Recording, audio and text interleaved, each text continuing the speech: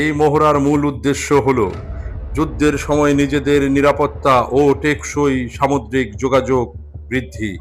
ইরানের পাশে বন্ধু দেশগুলোর মধ্যে সবার আগে রাশিয়াকে পাওয়া যায়। প্রেসিডেন্ট ভ্লাদিমির পুতিন এগিয়ে আছেন ইরানের জন্য।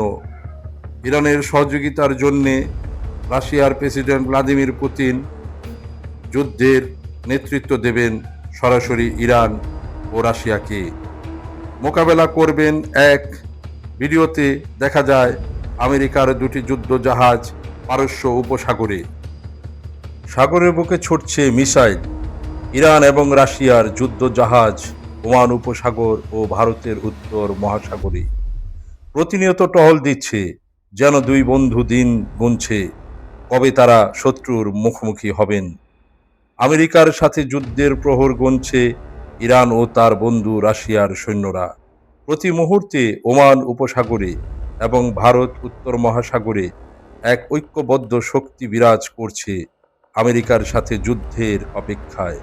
ঐক্যবদ্ধ এই শক্তি আমেরিকার হারাতেই ওমান উপসাগর ও ভারতের উত্তর মহাসাগরে যুদ্ধের বন্দোবস্ত করে যাচ্ছে। সেখানে চলছে যুদ্ধের এক বিশাল মহড়া। কিন্তু আলোচনার দিন গুনছে শুধু ইরান ও আমেরিকা। ইরানের সাথে যদি আমেরিকার যুদ্ধ শুরু হয়, তবে আমেরিকার পাশে তার বন্ধু রাষ্ট্রগুলো আমেরিকার শক্তিকে আরও বাড়িয়ে দিবে। ওইদিকে ইরানের পাশে রাশিয়ার পাশাপাশি বন্ধু রাষ্ট্র সুপার পাওয়ার চীন ও সামরিক শক্তি যোগাতে সহযোগিতা করবে। আন্তর্জাতিক গণমাধ্যমগুলোর মাধ্যমে জানা যায়, আগামী শনিবারের মধ্যে ইরানের উপরে হতে পারে বড় ধরনের হামলা। তবে কি দেশগুলো বিশ্বযুদ্ধের দিকে ধাবিত হচ্ছে?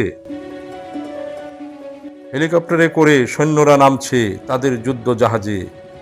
যুদ্ধ মহড়ার মুখপত্র রিয়াল অ্যাডমিরাল হাসান মাকসুদুল জানান, 3টি পর্যায়ে পরিচালিত হচ্ছে এই যুদ্ধের মহড়া। প্রথম পর্যায়ে যুক্ত করা হয় রুশ নৌবাহিনীকে, এরপর বিমান ও ইরানের সেনাবাহিনী আইআরজিসি সৈন্যদের যুক্ত করা হয় এবং একটি যুদ্ধ মহড়া অনুষ্ঠিত হয়েছে। আমেরিকা প্রেসিডেন্ট জানিয়েছেন ইরানের হাতে 10 দিন সময় আছে। এই 10 দিনের মধ্যে সমাধানের পথ বেছে নেবেন, না হয় যুদ্ধে জড়াবেন। প্রেজেন্ট ওয়ার্ল্ড ইনভেস্টিগেশন, জাকির শনি।